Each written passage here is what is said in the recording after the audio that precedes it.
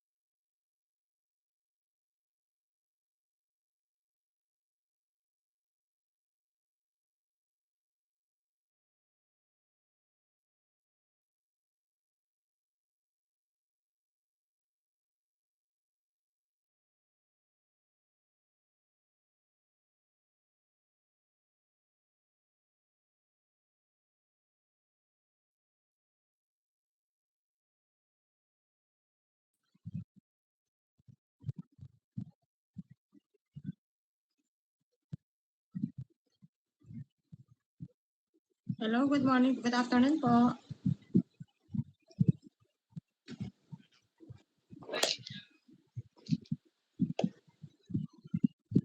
Good afternoon po.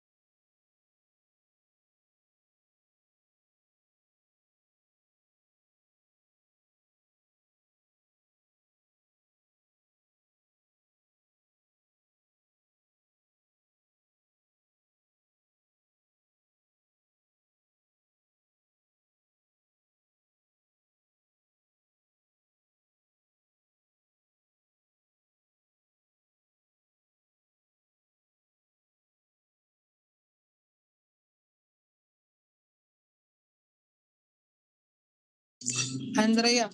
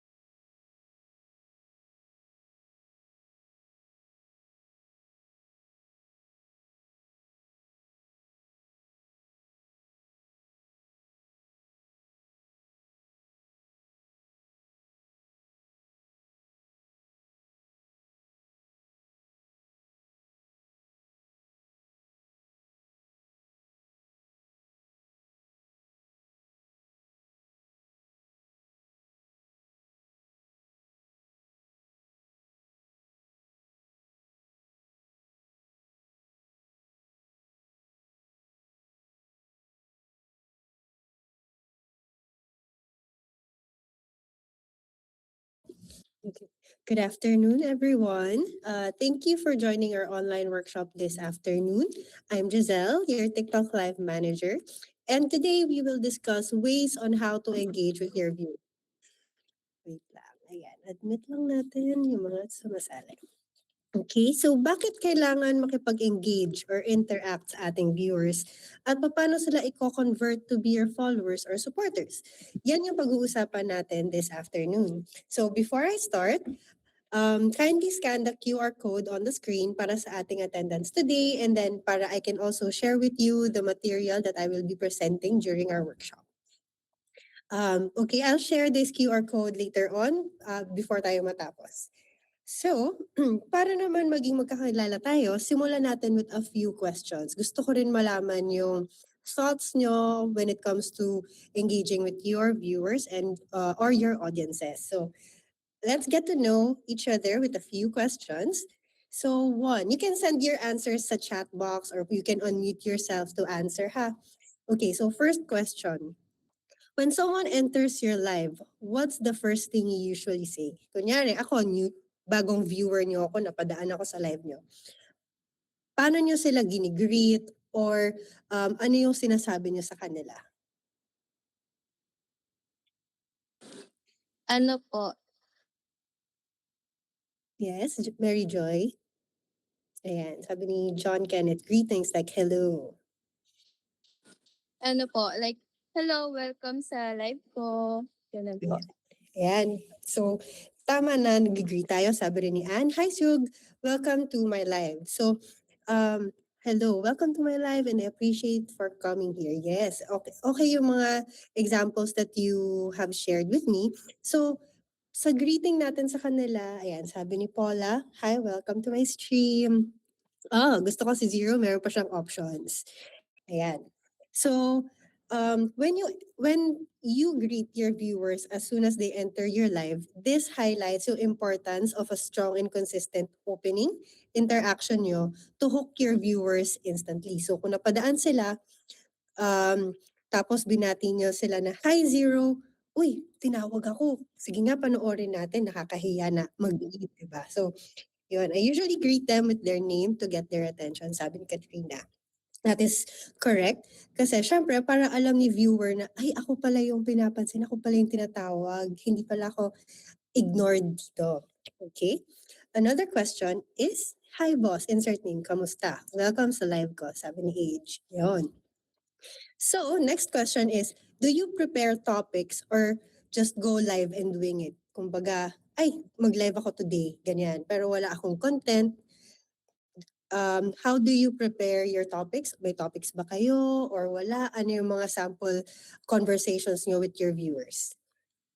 Like ano po, like kamusta po yung buhay nyo or kamusta yung relationship nyo? Parang ganun. Mm-hmm. Yan. So para, ang maganda kasi dyan is kapag nagpe-prepare kayo ng topics before ng live nyo, na-highlight naman dito yung importance ng planned conversations for smoother engagement. Okay, so meron din nag-send. Ayan.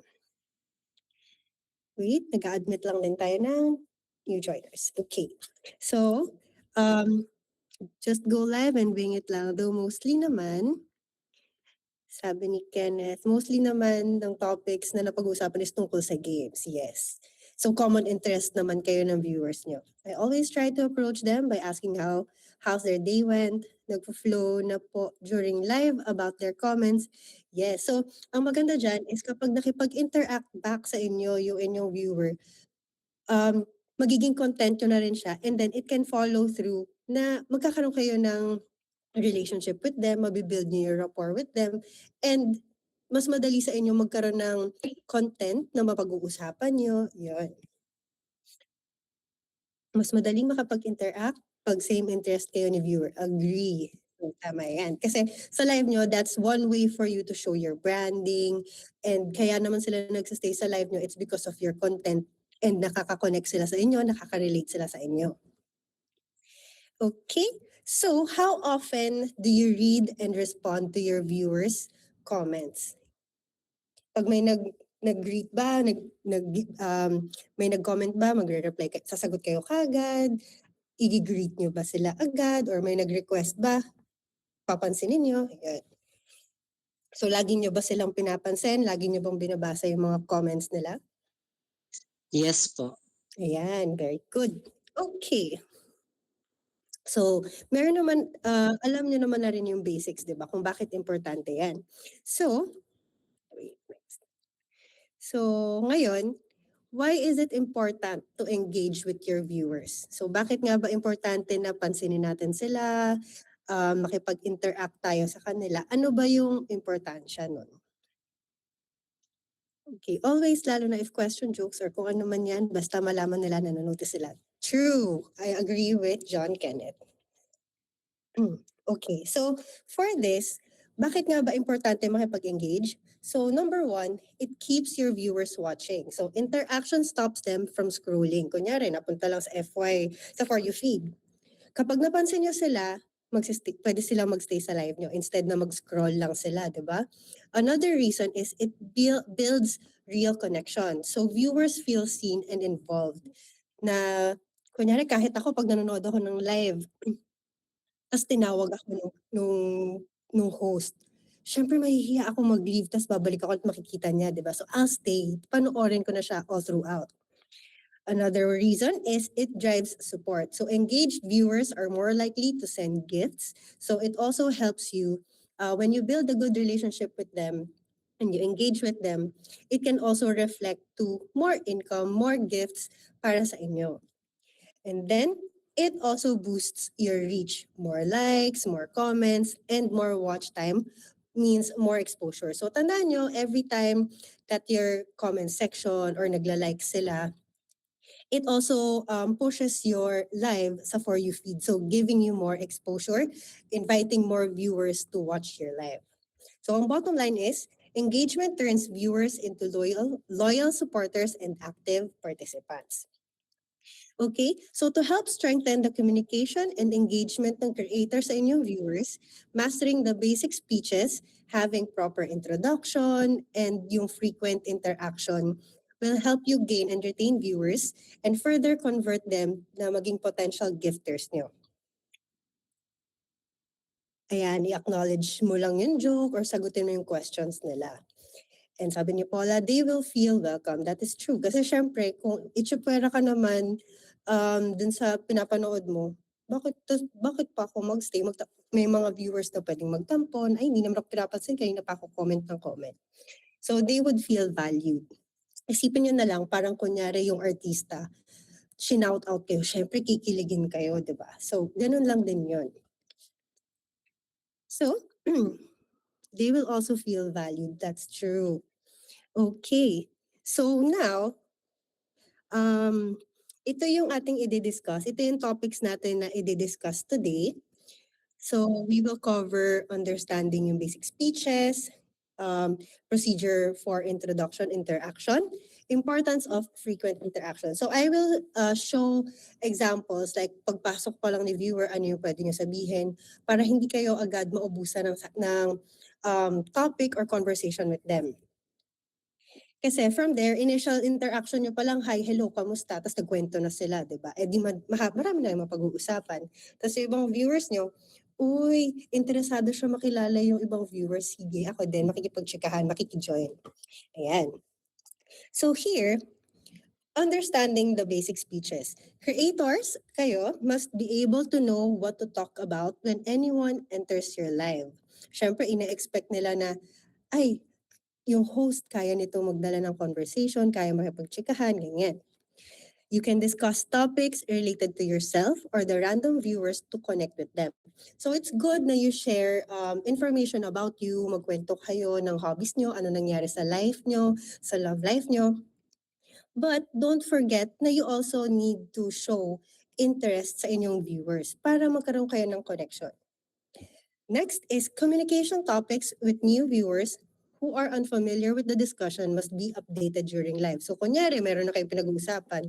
Uy, si ganito, si ano na, um, paano ba? Sige, example, nag-uusap kayo ng friend mo, nag-uusap kayo ni viewer dun sa iyong live. Tapos may biglang sumali na hindi nila gets yung context, hindi nila alam yung update. Syempre, they would feel left out. What you do is kapag merong new viewer, i-acknowledge nyo and then sabihin nyo, okay, para sa mga bagong pasok natin this afternoon, ito yung pinag-uusapan namin para ma-feel nila na they belong. Nakasama sila sa inyong discussion. Creator and moderator should monitor the topics, questions, and interaction from viewers. Kung meron kayong moderator, pwede nila kayong tulungan para masabi sa inyo, oh, ito yung interest ng mga viewers mo para ma-keep track nyo and ma-address nyo rin yung mga comments, mabigyan niya sila ng pansin. And then next is, para sa mga mahiyain na creators. Yes, actually, yun nga parang, di ba, maraming madaldal sa TikTok live, pero pag na-meet mo sila, tahimik sila in real life. Or bagong creator lang sila, first time, bago lang sila sa pagla-live, mahihiya pa sila. So what you can do is, ayan, ako mahiyain talaga both. So what you can do, Ina, is pwede kang mag-practice offline. Pwede kang humarap sa salamin, or you can record yung mga greetings, introduction mo, para ma-review mo yung interaction and communication mo para ma-improve mo din yung pakikipag-engage. Yan, practice ka sa amin. Ayan, multi-guest or co-host kayo later, tapos mag-practice kayo together. Yon. Para din makita nyo kung okay ba, mukhang lively ba, buhay ba yung pakikipag-usap sa kanila. Ayan. Okay, so how to interact with a random or first-time viewer? So kunyari, ayan, i-admit natin si Roberto. Kunyari si Roberto, first time niyang manood sa live ni Andrea. So, ano yung pwede niyong sabihin, di ba? Normally, hi, welcome sa live ko. So, pwede niyo naman simulan yung conversation na gamitin yung nickname nila. Like, ano yung meron sa nickname mo, ganyan. Ipakwento nyo sa kanila sa comments para tuloy-tuloy yung engagement. So for example, sa mga viewers na sariling name nila yung gamit nila dun sa account, you can express a respective greeting to them when communicating. So kunyari, good morning Roberto, welcome to my live. Yun, use their name. Para dun pa lang, initial interaction, may connection na kagad. Next is, for viewers naman na merong name, mga artistic name, kunyari, Ocean of Stars, Fallen Angel, ganon. Creators can delve into their past experiences from the viewer's name. So you can start a connection and spark interest from the viewer. Parang tatanungin nyo sila, bakit Ocean of Stars? Ano yung story behind nun? Mahilig ka ba sa stars? Mahilig ka ba mag-beach? Doon pa lang, di ba, nakakapagtsikahan na kayo and you get to know your viewers. Next is emotional type na name. So for viewers with a nickname like Love is not a must. Creators can express or share your insights about love and emotion. You can spark yung mga ganong conversation para mag-flow lang din siya. Okay. And then next, Other than sa nicknames, you can also use yung mga avatar or photo ni viewer to start a conversation. Kunyari, yung profile photo niya, scenery, mga building, flowers, mountain. You can say something like, Mary, welcome. Is your avatar the Eiffel Tower? French? Tatagalogin ko sana. Are you French? Or did you take that photo when you traveled there? Ganun. So, chichikahin nyo na sila.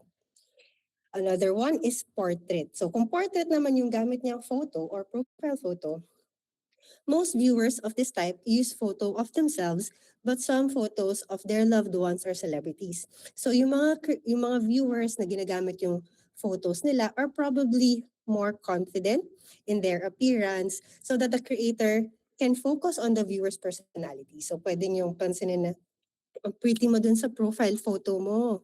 Or kung meron din iba na celebrities yung ginagamit nilang profile photo, they could be fans of that celebrity. So the creator or you can talk about the celebrity's work. So kunyari, uy, si Ann Curtis yung photo mo. So ano yung favorite mong movie sa kanya? Ganyan. And then, if other than sa name, sa nickname, sa portrait, you can also use yung, kunyari, picture naman nila is yung alaga nilang aso, kunyari pet or object. You can ask questions about the object or dun sa pet nila para interact and share your own experiences related doon. Kunyari, ay ako din, may aso din ako, ganito, 6 sila, yan. Tapos magchichikahan na kayo. So it's very important to build connections, diba, with your viewers. So here, you can also start talking about their background. You can ask about the country they're from, lalo na kung galing sila sa ibang bansa. Gusto natin makakuha ng mga viewers from Spain, from US. So kilalanin niyo sila.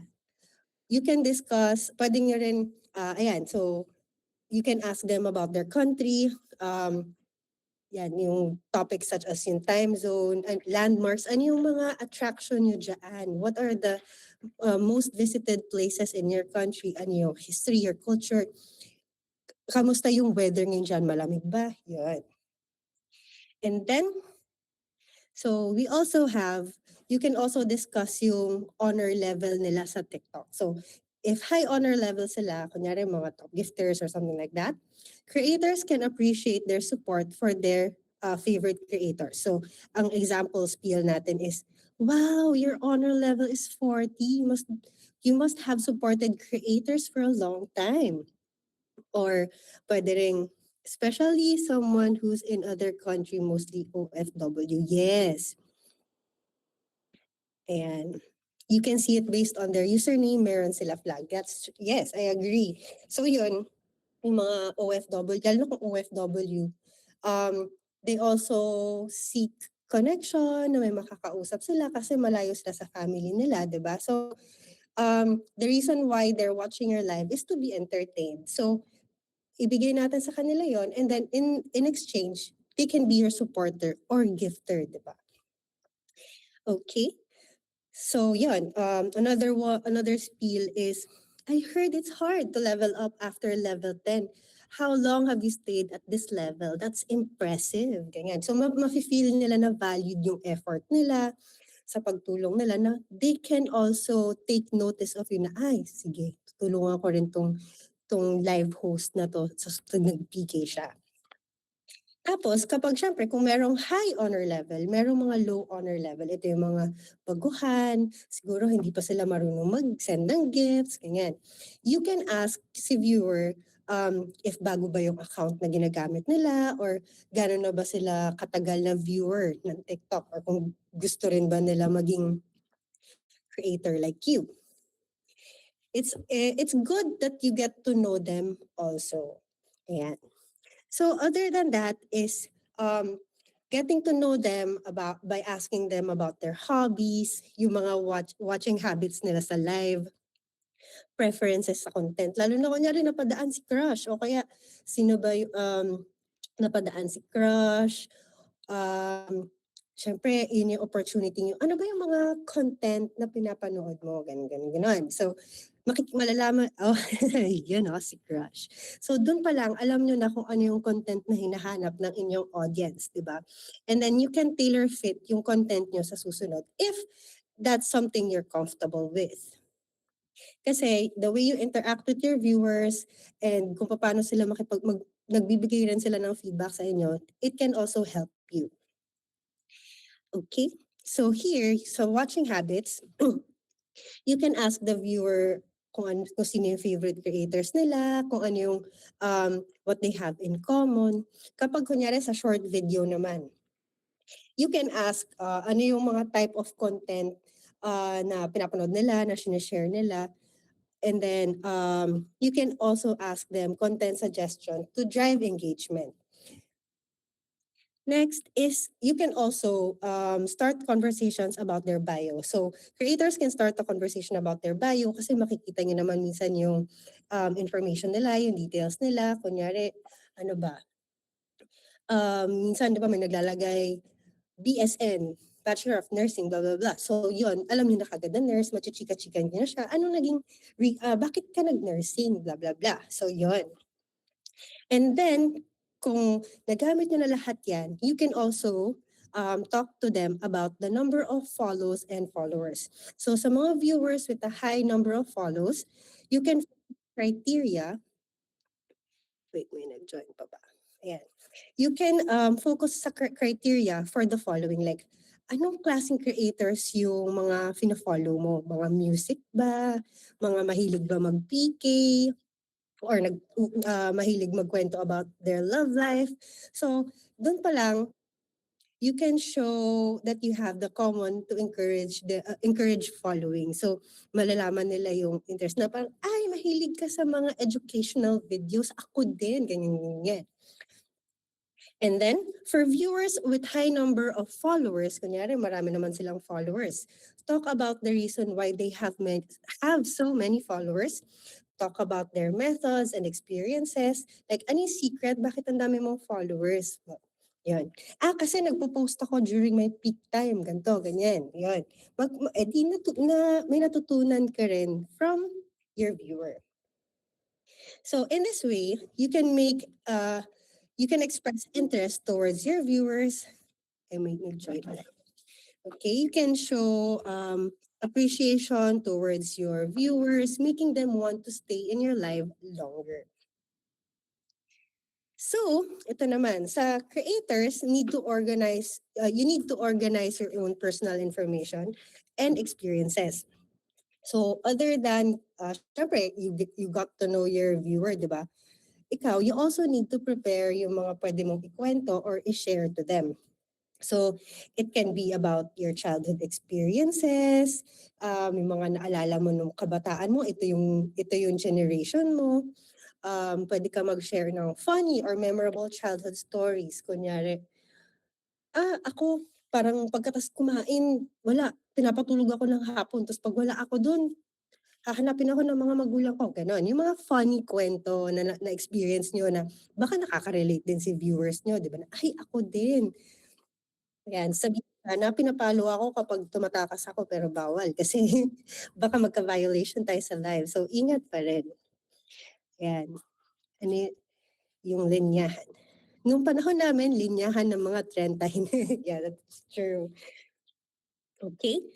And then, other than childhood experiences, you can share your educational background. So, pwede mo i-describe yung university mo, yung school mo, ano yung major mo or favorite subject mo. Meron ka bang kwento about your classmates, na paano kayo naging mag-best friends. Yun. Then, if merong school, you can also share your work experiences, lalo na sa ating mga working creators. You can talk about your previous jobs, yung experience nyo doon. Okay?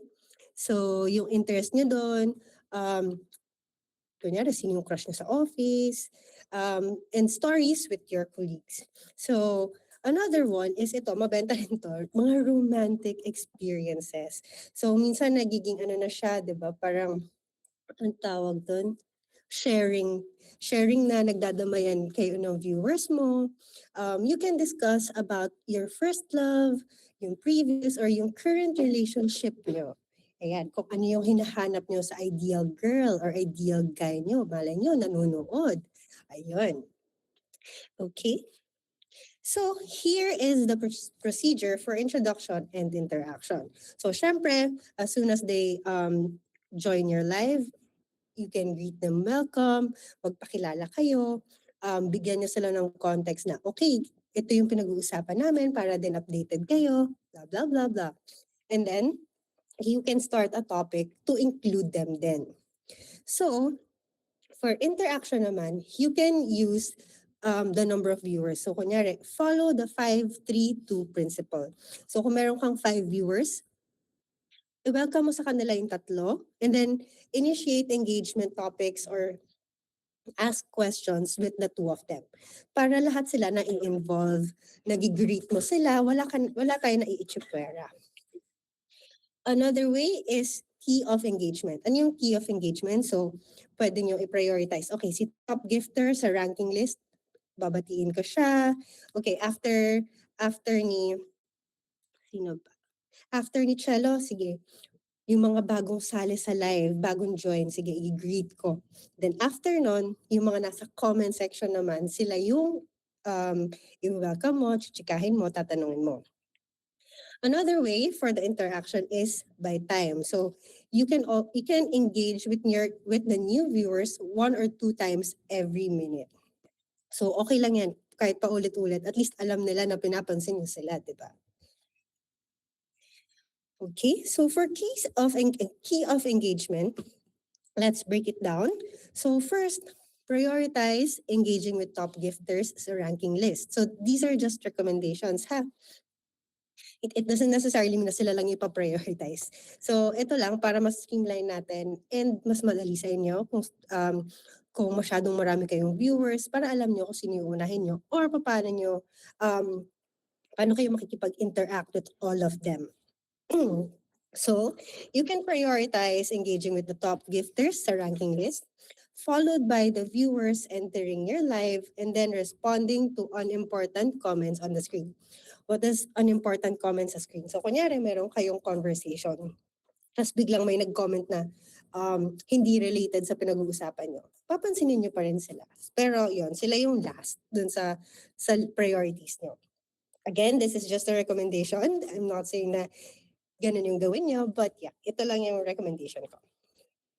So for the 5-3-2 principle, if a live has 500 viewers, so meron kayong 500 viewers sa live room, creators should welcome 300 of them and engage in chats with 200 of them.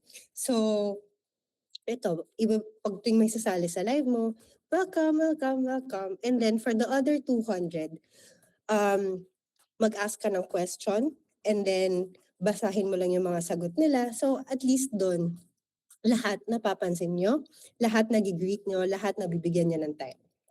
And then, creators expect to meet around 30 new random viewers and the percentage of them will likely be top gifters. So, yun, effort na lang din tayo to give them time, to greet them one by one if kaya. Kasi, pwede kayo makabuild ng loyalty through the connection. And pwede nga sila maging gifter, maging supporters, diba?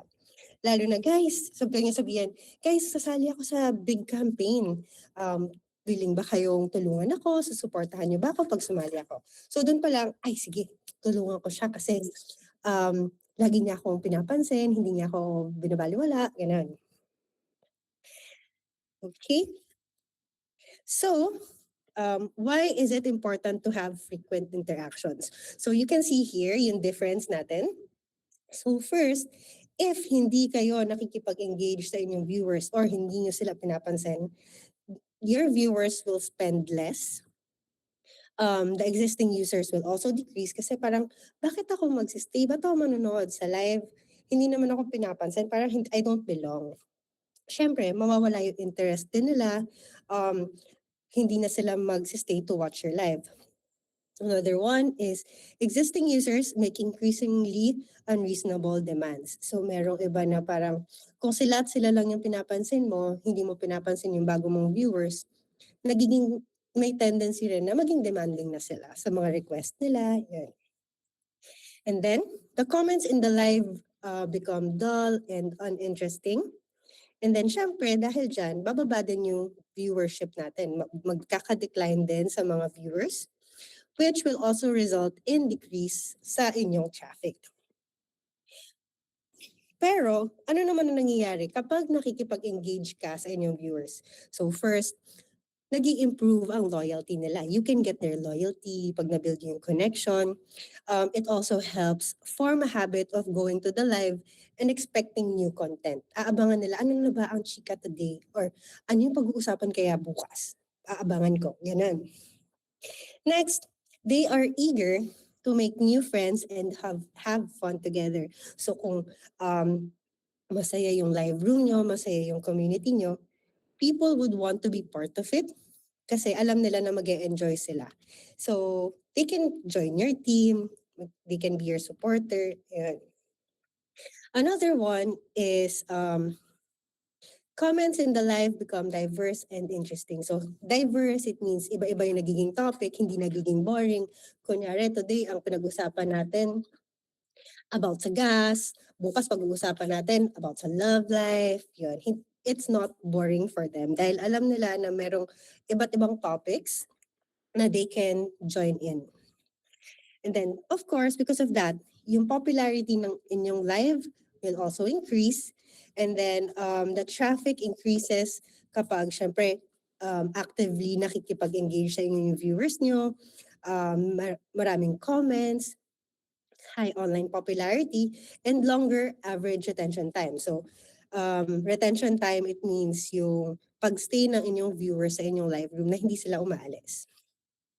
So now, alam niyo na yung basic speeches and engagement flow when interacting with your viewers. So yun lang naman siya, guys. Tinulungan ko lang kayo with a few tips and sharing the importance of engaging with your viewers. So before I end, I just want to ask, meron ba kayong mga katanungan? You can send it sa chat box or you can unmute yourself if you have questions.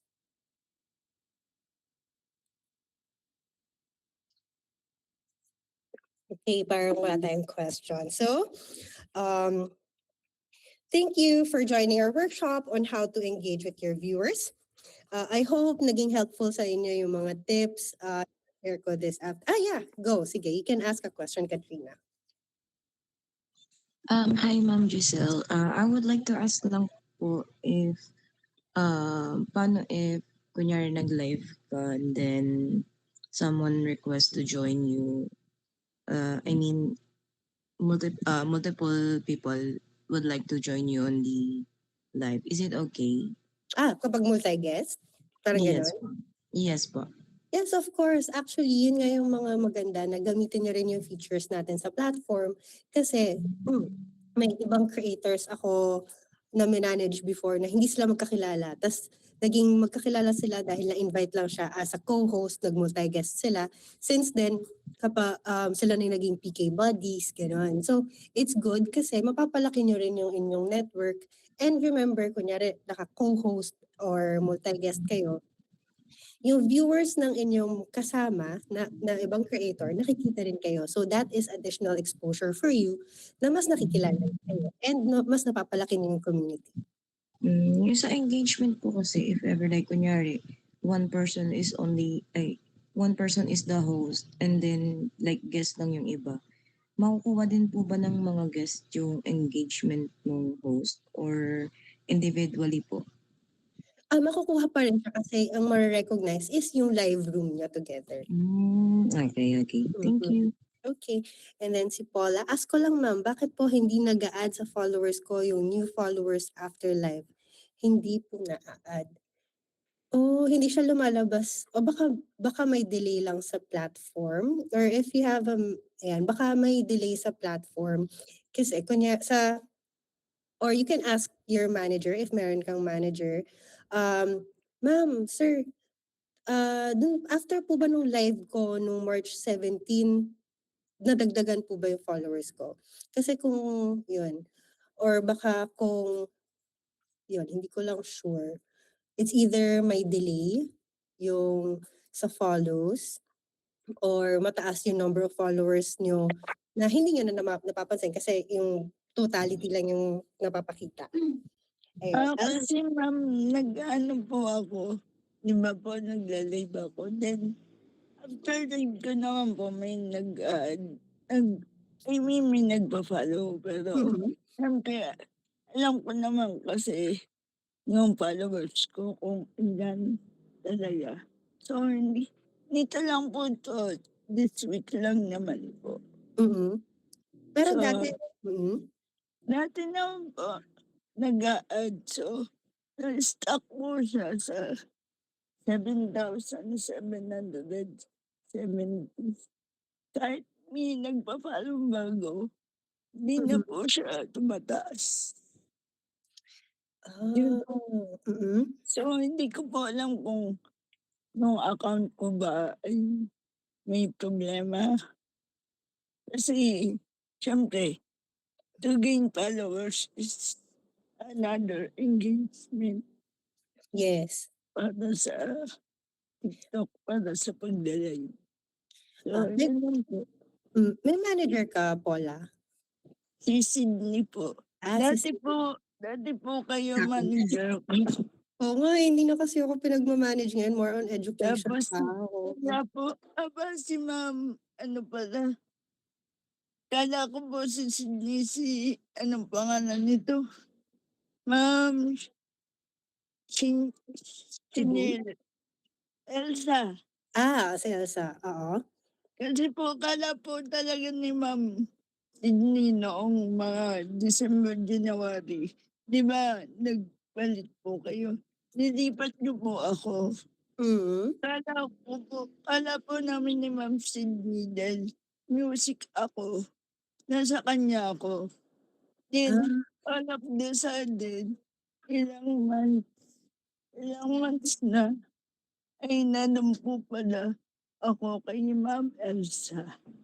Kasi ah, kung hindi ko pa po ina-verify yung account ko kasi nagpahinga po ako eh. mm.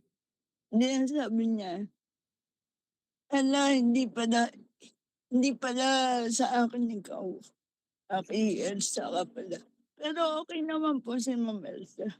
Nag-ano po siya, Nagre-represent. nagre-represent. So, Sige. naalis po ako sa music. Ang Hmm. problema naman po, hindi naman po ako nagpipiki-piki. Ah, More on music ako.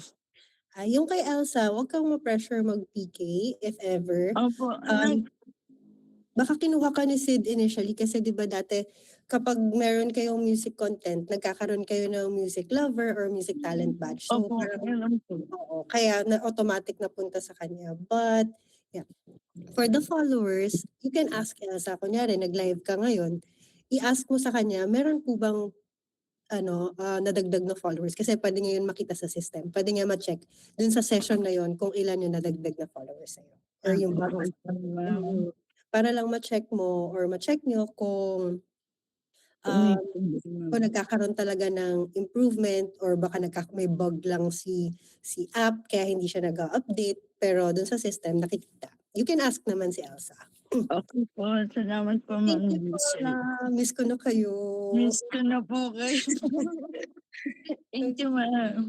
Thank you. Okay, from Ina, is it necessary po to agree sa nagpapa-up po sa solo live kahit na alam kong mag-aalisan yung viewers? Nahihiya po kasi ako tumanggi. Hindi naman siya necessary na mag-agree kayo kasi of course, it's still your live room, it's your content, and especially may mga nakikita ko before na kapag hindi okay yung co-host nila, nagkakaroon ng violation yung co-host nila. Yung account ni creator na nagpa-up, affected. Magkaka-violation din kayo. So it's up to you. Pero yon what I always remind my creators is ingat kayo kung sino yung iko-co-host nyo. Unless sure kayo na they follow the community guidelines. Ayun. And it's in your control. Yan yung sinasabi ko rin na minsan nagiging demanding na ang ating viewers. So, you can tell them na, ay, hindi pa po ako mag-up ng guest, ganyan. So, don't be pressured. You can choose naman kung sino na ang pwede nyo isama sa inyong live. And then from Katrina, ask ko lang din po yung about sa D5, C5, B5, A5. Nakikita ko po kasi siya sa taas. So, yes, sa league yun. So, yan yung creator level status. So, kunyari kung active kayo sa mga campaigns, sa pagla-live, tumataas din yung level nyo. Kumbaga, parang si mga gifters, di ba? Merong level 1, level 10, level 50, the dream. So, yon nag-i-improve din based sa inyong performance, sa inyong activity sa platform. Ayan. You're welcome, Rhea. So, ayun. Kung wala na po tayong katanungan, thank you everyone. Sana may nakuha kayo mga helpful tips, especially with how to start conversations or interaction with your viewers. So, it's as simple as pansinin nyo lang yung picture, yung name nila. They would feel or they would remember na you interacted with them or that you put an effort in connecting with them. Kasi in the long run, dyan nyo rin mapapalaki yung number of followers nyo, doon nyo mapapalaki yung community or yung team nyo. Especially kapag meron na tayong mga community campaigns, doon mabubuhay sila doon. Kasi alam nila sa sarili nila na they would support you kasi you welcome them. Hindi nga sila pinapabayaan, hindi sila in-ignore. Ayun. You are welcome, everyone. Ayan. So, don't forget. So, if you want to have a copy of our workshop material, please scan lang yung QR code or you can manually type the link na nakalagay sa baba and highlighted in teal or blue para I can send you a copy. Ayan. Hindi ko rin po sila pababayaan. Hopefully, makita ko na tumaas yung followers nyo, na sa community campaigns, maging active yung teams nyo. Ayun. Sa mga community campaigns natin, may pa-reward for your communities, diba? So, kayo yung magbibigay naman sa kanila in return. And then, pag na-practice nyo na to locally, yung mga tips na shinare ko kanina, you can apply it. Kunyari, gusto nyo ng international viewers. So, ganun lang rin. Pansinin nyo, like, kamusta dyan sa country nyo? Siyempre in English, kamusta dyan sa country nyo? Blah, blah, blah. Ayan. Ayan. Ayan, sige. Ayan. O, diba? Ang saya nyo dyan sa chat. So, kunyari, ganyan, naglolokohan kayo sa chat. Nakakatuwa for me na parang, uy, active sila, nakikinig sila. So, ayun. Thank you again, everyone. Don't forget to scan the QR code for our attendance. And then, ayun, hopefully I get to see you all next time. Bye-bye. Bye-bye. Love you too. Okay.